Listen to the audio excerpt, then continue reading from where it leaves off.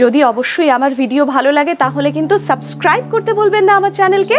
আপনারা দেখছেন rights and bytes with অনামিকা। অবশ্যই সাবস্ক্রাইব করবেন।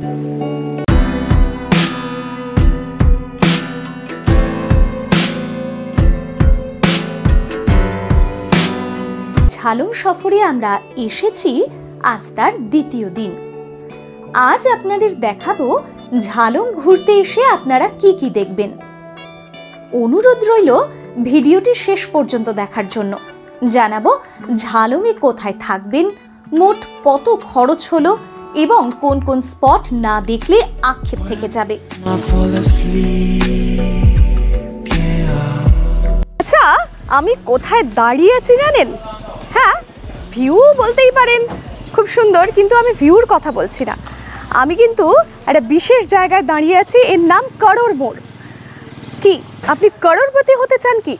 চলে আসুন করোর মোড়ে।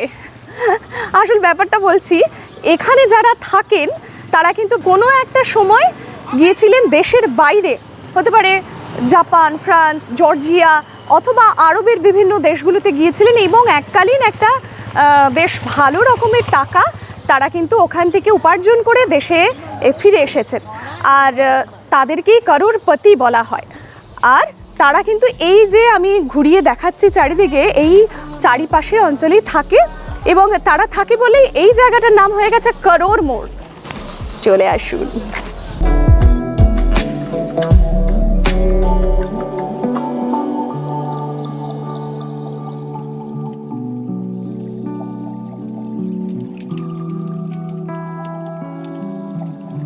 আমরা বিন্দু যাওয়ার পথেই এত সুন্দর একটা ভিউ পয়েন্ট দেখে থেমে গেলাম সবাইকে দেখাবো বলে। এটা প্যারেন ভিউ পয়েন্ট, আর এত সুন্দর লাগছে। ওই দূরে বয়ে যাচ্ছে জলঢাকা নদী আর পাহাড়টা ভুটান পাহাড়।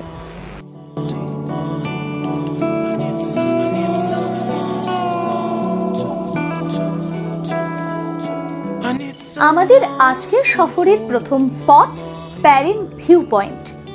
আর আপনারা যা দেখছেন, এই দৃশ্যকে শব্দে প্রকাশ করতে বললে তা আমার ধৃষ্টতা হবে।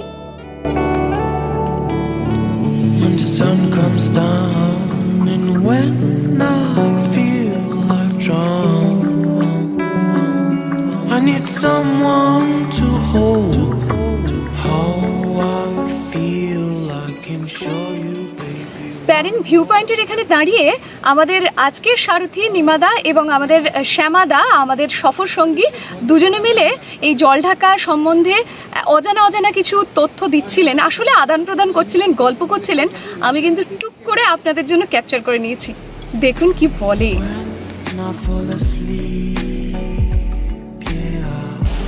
ইচু রিচু ডিচু তিনটা নদী মিলে জলঢাকা নদী হয়ে আসছে। নাম দিয়েছে আমাদের সাহেবরা, যারা আগে ছিল ওরাই নাম দিয়েছে, কিন্তু অ্যাকচুয়ালি এই নদীর নাম হচ্ছে জলঢাকা। কিন্তু ওইখানে আবার গ্রামে যাইলে পরে দাবাই খোলা, দুধে খোলা, এরকম হয়ে আলাদা আলাদা। মানে স্থানীয় বা লোকাল যে লোকেশনগুলো সেগুলোই খোলা দিয়ে চিহ্নিত হয়, ডিমার্কেটেড বাই খোলা, সেই জন্য ওরা ওই নামটাই ব্যবহার করে। দাবাই খোলা, দুধে খোলা আর দিচু, তিনটে মিলে জলঢাকা। এটা ঘরে খোলা আছে, ওইটাও মিশানো আছে, কিন্তু সব মিশে জলঢাকা নদী হয়ে গেল। এই যে অ্যাপেল স্টোনে যাবে ভূপালে খোলা, ওখানেও কিন্তু তুমি নাম নেই, ওটা নেমেছে। এখন আমরা ভূপালে খোলা হয়ে যাচ্ছি। চলো। আজকে কখন যে বিন্দু যাওয়া হবে আমি ঠিক জানি না, তার কারণ এত সুন্দর প্রকৃতি। আর ঠিক রাস্তায় আমরা যেতে যেতেই দেখছি চারিদিকে রাস্তার ধারে প্রচুর পরিমাণে কমলালেবু হয়ে আছে, আর আপনাদের দেখাবো বলে মাঝ রাস্তায় নেমে পড়েছি। ওই দেখুন কত পরিমাণে কমলালেবু।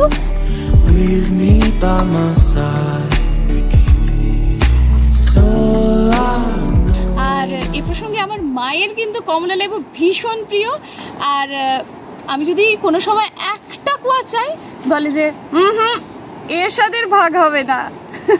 কারা এরম বলেন এক্ষুনি কমেন্ট বক্সে লিখুন।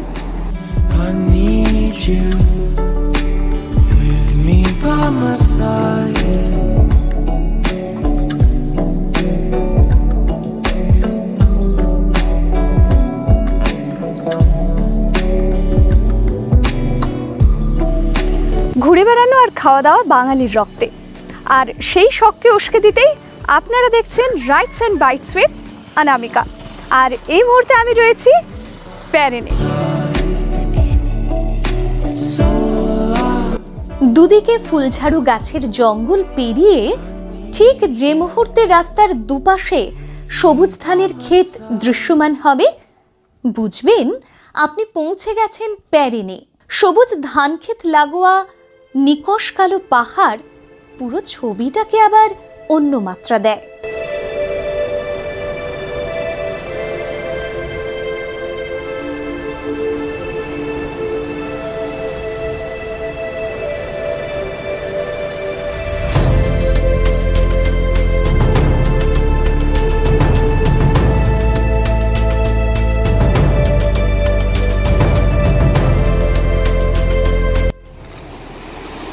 দাঁড়িয়ে আছি অ্যাপেল স্টোন পয়েন্টে।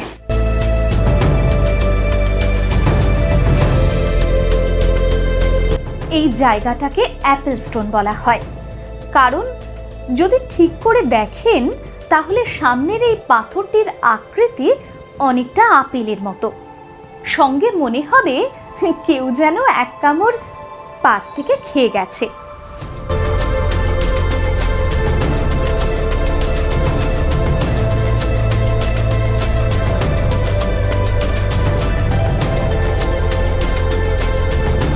আর দুদণ্ড দাঁড়ালে রং বেরঙের প্রজাপতিরা আপনাকে স্বাগত জানাতে ছুটে আসবে। নজর কাড়বে ঝর্ণার দুপাশে সারি সারি বড় এলাচের গাছ। কি মন ভরল না? জানতাম মন ভরবে না।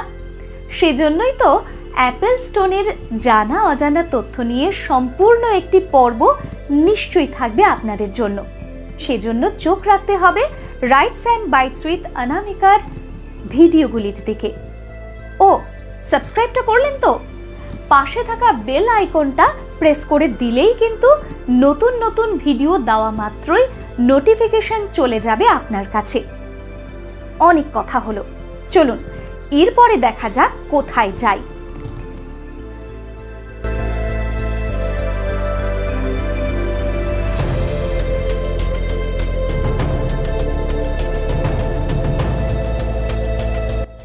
চারিদিকে এই আবহাওয়া, চারিদিকে প্রকৃতি, তার মাঝখানে জল, আর তার মাঝখানে আপনি আমার সাথে একদম একসঙ্গে আমরা এনজয় করছি প্রকৃতি। সঙ্গে থাকুন।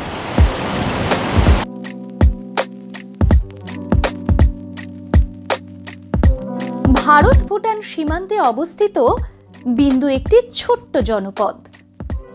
সামনে দেখতে পাচ্ছেন বিন্দু ব্যারেজ। ভুটান থেকে আসা জলঢাকা নদীতে মিশেছে বিন্দু নদী, আর এই দুই নদীর সঙ্গম স্থলেই নির্মিত হয়েছে এই ব্যারেজ। এই ব্যারেজের মাধ্যমে জল আটকে যে জলবিদ্যুৎ পাওয়া যায় তার একটা অংশ কিন্তু পায় ভুটান। এই ব্যারেজের ডান দিকের অংশটা ভারত, আর বাদিকে যে পাহাড় দেখতে পাচ্ছি তা হলো ভুটান পাহাড়, নাম টেন্ডু পাহাড়। এই লক গেট পেরিয়ে অনায়াসে ঘুরে আসতে পারেন ভুটান থেকে, তবে ওই 2-1 পা। ব্যারেজের ঠিক ওপারে ভুটানের যে জনপদ তার নাম বকবকি। চোখ রাখুন আমাদের পরবর্তী ভিডিওগুলির দিকে। বিন্দুকে নিয়ে একটি বিশেষ পর্ব কিন্তু শীঘ্রই আসতে চলেছে।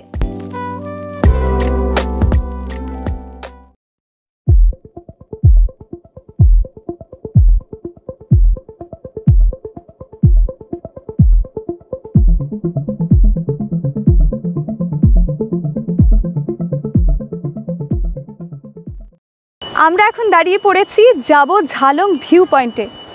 দেখতেই পাচ্ছেন কেমন রাস্তা, তবে নিশ্চয়ই দেখাবো আপনাদের। চলে আসুন।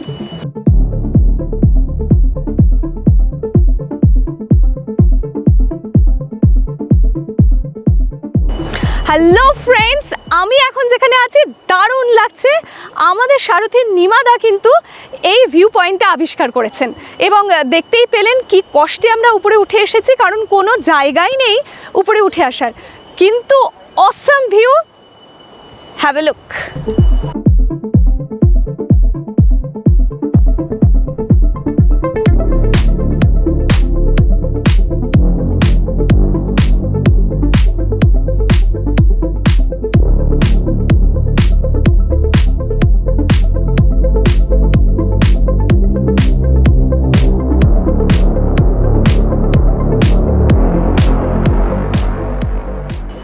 আর আমরা এই ভিউ পয়েন্ট থেকে কি কি দেখতে পাচ্ছি, উপরেরটা তো দেখলেন, নিচে কি দেখতে পাচ্ছি দেখেনি।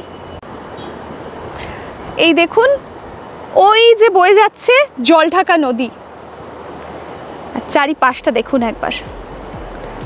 তবে নিমা ভাইয়াকে সত্যি থ্যাঙ্কস, যতই কষ্ট হোক এমন একটা জায়গা দেখানোর জন্য। আর আমি ঠিক যেখানে দাঁড়িয়ে আছি সবাই আমাকে বলছে এই আমি দাঁড়িয়ে আছি, আর এই দেখুন খাদ, মানে একটুকু ডিসব্যালেন্সড হলে আর রক্ষে নেই। কিন্তু এই যে যা দেখা যাচ্ছে, এই লোক কি ছাড়া যায়?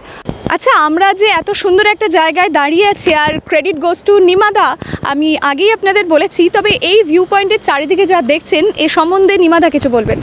अच्छा ठीक है, थैंक यू। अभी आप लोग जो देख रहे हैं ये नीचे में ये सब झलुंग व्यू पॉइंट जो पैरेंटर है उसके अंदर में पड़ता है। अच्छा। और ये जो टोटल आप लोग नीचे देख रहे हैं ये सब कालिम्पोंग डिस्ट्रिक्ट के अंडर में पड़ता है। ये 44 और 45 नंबर समष्टि का है। अच्छा। लेकिन कालिम्पोंग डिस्ट्रिक्ट के अंडर में पड़ता है।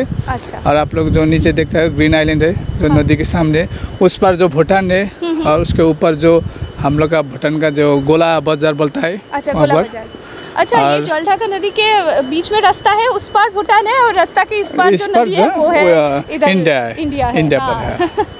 और जो आप लोग, हाँ, ये हम लोग का व्यू पॉइंट ऊपर में पड़ता है। अच्छा। यहाँ पर जो दलगांव व्यू पॉइंट है हाँ, वहाँ उधर पर भी भी हम टूरिस्ट लोग जाता जाएंगे, है ना? है। हाँ, उधर भी जाएंगे। और यहाँ से टोटली देखता है 360 व्यू पॉइंट, यहाँ से टोटली देखता है जितना भी है। एंड थैंक यू आपको भी, आपने ठीक है, thank ये you। जगह हम लोगों को दिखाया। নিশ্চয়ই অবশ্যই সাক্ষী থাকলেন আপনারাও। তাহলে চলুন নেওয়া যাক। ঘুরতে ঘুরতে ভীষণ ক্লান্ত হয়ে পড়েছিলাম, আর মন বলছিল কিছু ঠান্ডা হয়ে যাক। কিন্তু হঠাৎ করে এমন কিছু চোখে পড়ে যায় যা আমার ছোটবেলার কথা মনে করিয়ে দিল। পাহাড়ি ললিপপ।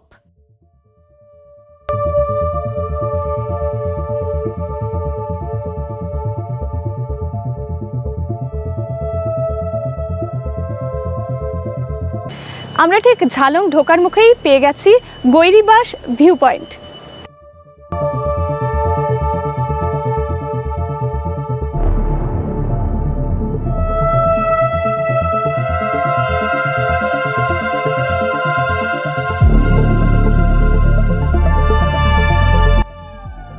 এই গৈরিবাস ভিউ পয়েন্ট আপনারা কিন্তু ঝালং ঢোকার মুখেও দেখতে পারেন, আবার ঝালং থেকে ফিরে যাওয়ার সময়ও আপনারা এনজয় করতেই পারেন এত সুন্দর ভিউ।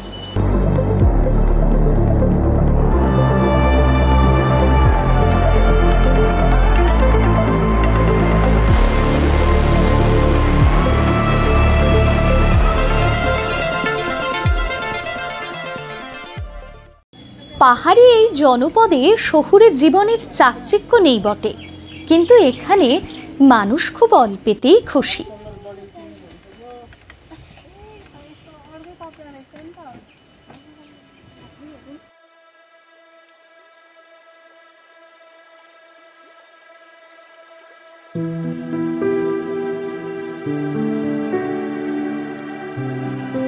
ঝালং যারা ঘুরতে আসেন তাদের জন্য দলগাঁও ভিউ পয়েন্ট মিস করা একটা অপরাধের মতো। আমরা এখন দলগাঁও ভিউ পয়েন্টে।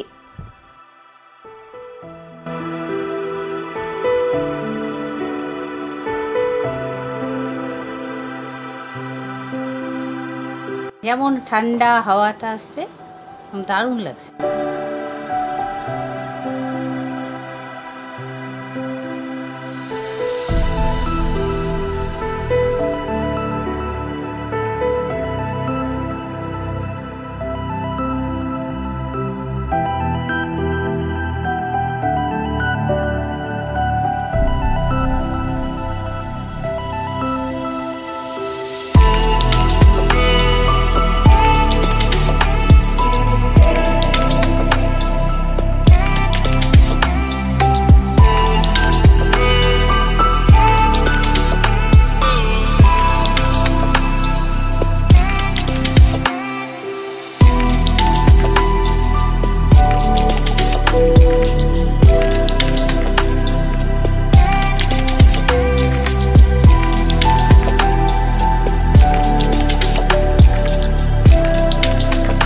আমরা এখন কিন্তু রয়েছি ইন্সপেকশন বাংলোতে আর আইবি ঝিল দেখব।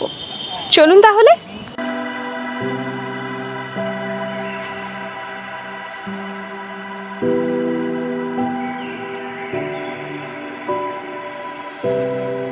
আমরা এখন দাঁড়িয়ে আছি আইবি ঝিলে। আমার মনে হয় এই আইবি ঝিল কিন্তু আপনারা এর আগে কোনো ভিডিওতেই পাননি। অনেক রকম হিডেন প্লেস কিন্তু আমরা এক্সপ্লোর করলাম আপনারা এবং আমরা একসাথে। সঙ্গে থাকুন এই রকম অফবিট জায়গার মাঝখানেও লুক্কায়িত কিছু জায়গা দেখার জন্যে।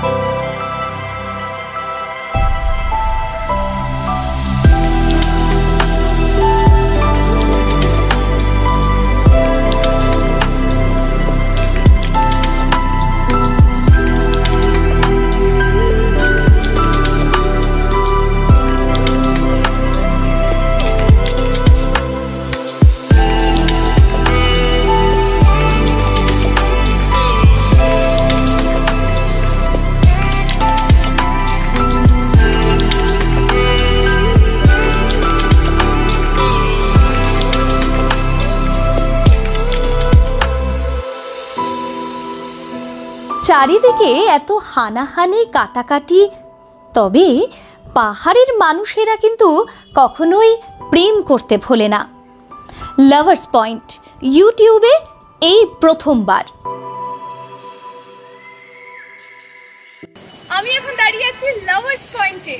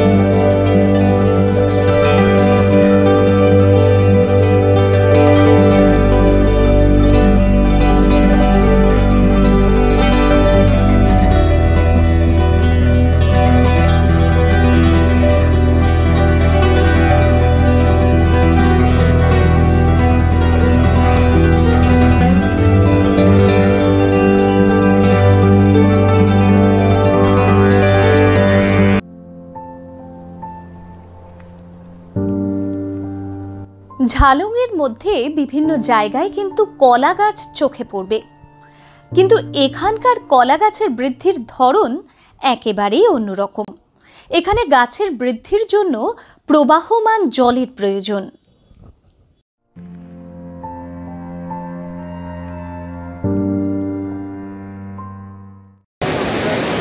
একদমই সহজ রাস্তা, মানে ওইটা থেকে তো অনেকই সহজ।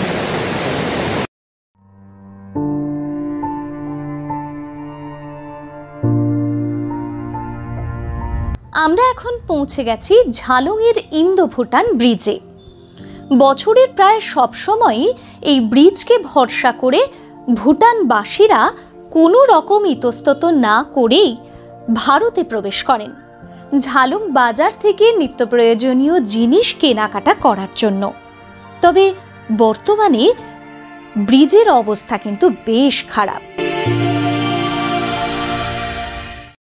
আমরা এক্ষুনি দেখালাম আপনাদের হ্যাঙ্গিং ব্রিজ, তবে এই হ্যাঙ্গিং ব্রিজটা কিন্তু একদম সেফ নয়। তার কারণ নিমাজিও যথেষ্ট ভয় পাচ্ছিলেন, কাঠগুলো পচে গেছে। বাঁশ দিয়ে মূলত তৈরি, এক দু জায়গায় লোহার রড দেওয়া।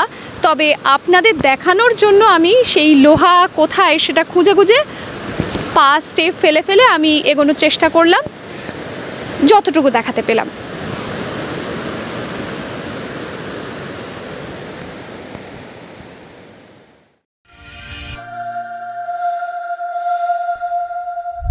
চলেছি ঝালং ক্যানেল ব্রিজের ওপর দিয়ে।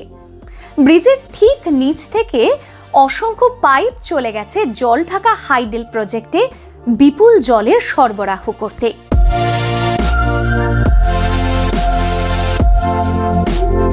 গাড়ি চলেছে ঝালং বাজারের মধ্য দিয়ে। আপনার প্রয়োজনীয় সবকিছুই এখানে পাবেন, কিন্তু একদিন পরে।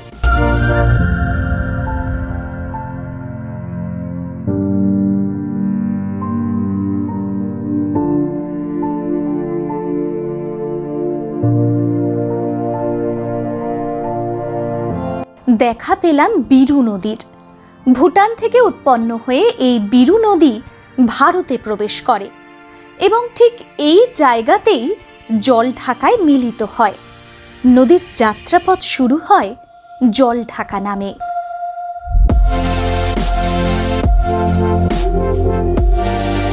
সারাদিনের ক্লান্তির পর হোমস্টেতে ফিরে এক কাপ দার্জিলিং চায়ের গন্ধ সন্ধেটাকে একটা অন্য মাত্রা দিল।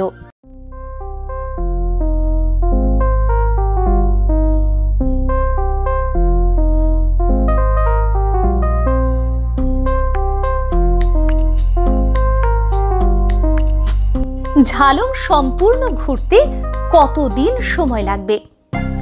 2 রাত 3 দিনের থেকে একদমই কম নয়। কোথায় থাকবেন? এখানে হোমস্টের অভাব নেই, তবে আমার ব্যক্তিগত পছন্দ জলঢাকা হোমস্টে এবং আরজে হোমস্টে। দুক্ষেত্রে মাথা পিছু থাকা এবং খাওয়া সহ 1300 টাকা দিন প্রতি। মোট খরচ কত?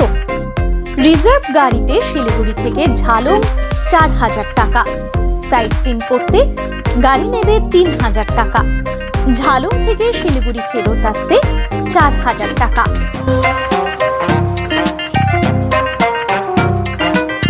আজকে সেই দিন যেদিন আমরা ফিরে যাব শিলিগুড়িতে। সকলেরই মন খারাপ হয়, মনে হয় আর একটু থাকি। তবে আমার সাথে এই রকম সুন্দর সুন্দর এক্সাইটিং জায়গা একসাথে দেখার জন্য আপনাদের যেটা করতে হবে, একদম আমার ভিডিও যদি ভালো লাগে তাহলে অবশ্যই rides and bites with Anamika subscribe করতে হবে, আর ভিডিও ভালো লাগলে অবশ্যই লাইক করতে হবে, এবং অবশ্যই আপনার কেমন লাগলো বা যদি কোনো কোয়ারিজ থাকে কমেন্ট করে জানান আমাকে। আমি চেষ্টা করব আপনার প্রত্যেক কমেন্টের উত্তর দিতে, আর আপনাদের এই যে লাইক, কমেন্ট বা শেয়ারের মাধ্যমেই আমি কিন্তু এগিয়ে যেতে পারি, সঙ্গে এক্সপ্লোর করতে পারি দুজনে একসাথে আরও নতুন নতুন ভিডিও। আজ আর আসি, আজ সময় নেই। টিল দেন খুব ভালো থাকুন, ভালো ভালো খান, ভালো জায়গায় ঘুরতে যান। আজ আসি, গুড বাই। আবার আসবেন।